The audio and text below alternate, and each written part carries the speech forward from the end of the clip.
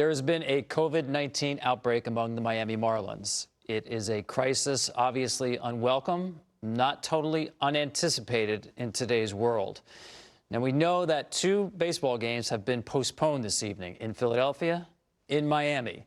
What can you tell us about the Major League Baseball schedule going forward beyond tonight?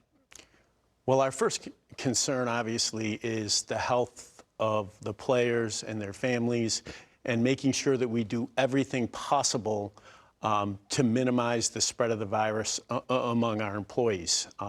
We've been fortunate so far. We've done tens of thousands of tests. Our positive rate has been 0.4%, so we feel like the protocols have worked pretty well. Notwithstanding that fact, we have made some decisions. The Miami Marlins will not play their 2 games in Miami tonight and tomorrow. We're doing some additional testing.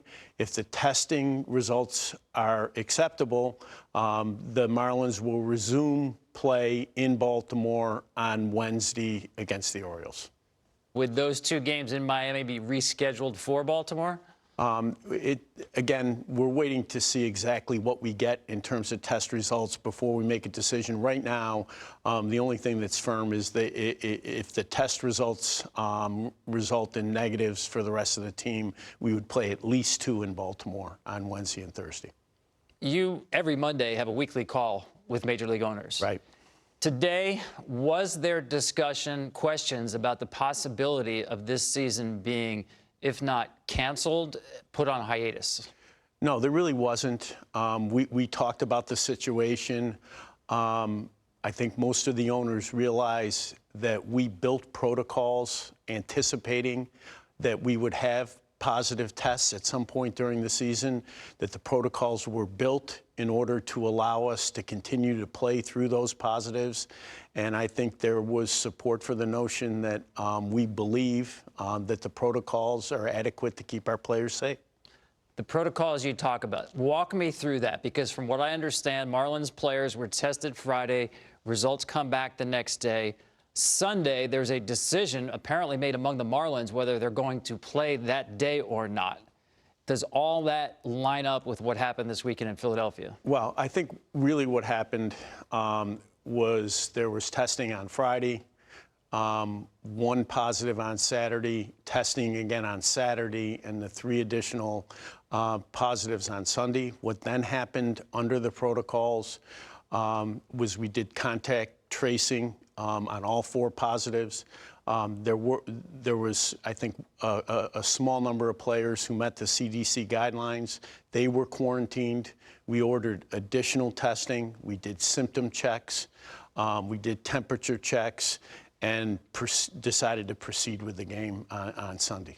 So just to be clear, the CDC guidelines are about close contact. That's correct. In other words, just being a teammate of a player does not put you at risk. That's correct. There's a distance requirement as well as a duration requirement. Contact tracing. From what I understand, each team does have people available to do contact tracing. With the Marlins, have you learned anything about the origin or the scope of the outbreak based on contact tracing so far? Right. Each team does have at least 1 individual who was trained to do contact tracing, and they're supervised by an individual in the commissioner's office. We have some theories as to what might have happened, nothing definitive at this point. What did you learn from the testing during summer camp before we got to the point of teams beginning to travel to play regular season games? Well, it's been really a constant process for us. We have improved the testing. There was a timeliness issue early on. We've completely eliminated the problem of having pending tests that people were talking about. But that applies across the board in terms of the protocol. It is an evolving situation. We continue to look at them. We're looking at them again today to see whether there's anything that we've learned from this situation that might cause us to make alterations. It's been said that one team with an outbreak such as this is baseball's worst nightmare. Is that the way you look at this situation? I don't put this in the nightmare category. I mean, obviously, we don't want any player to get exposed. It's not a positive thing, but I don't see it as a nightmare. We built the protocols to allow us to continue to play. That's why we have the expanded rosters. That's why we have the pool of additional players. And we think we can keep people safe and continue to play. Is there a point, a critical mass, so to speak, within the league or within a team that would cause you to shut down part of the schedule, all of the schedule? There is certainly both. There's certainly both. I mean, I think that a team losing a number of players that rendered it completely non-competitive would be an issue that we would have to address and have to think about making a change, whether that was shutting down a part of the season, the whole season. That depends on the circumstances. Same thing with respect to league-wide. You know, you get to a certain point league-wide where it does become a health threat, and we certainly would shut down at that point.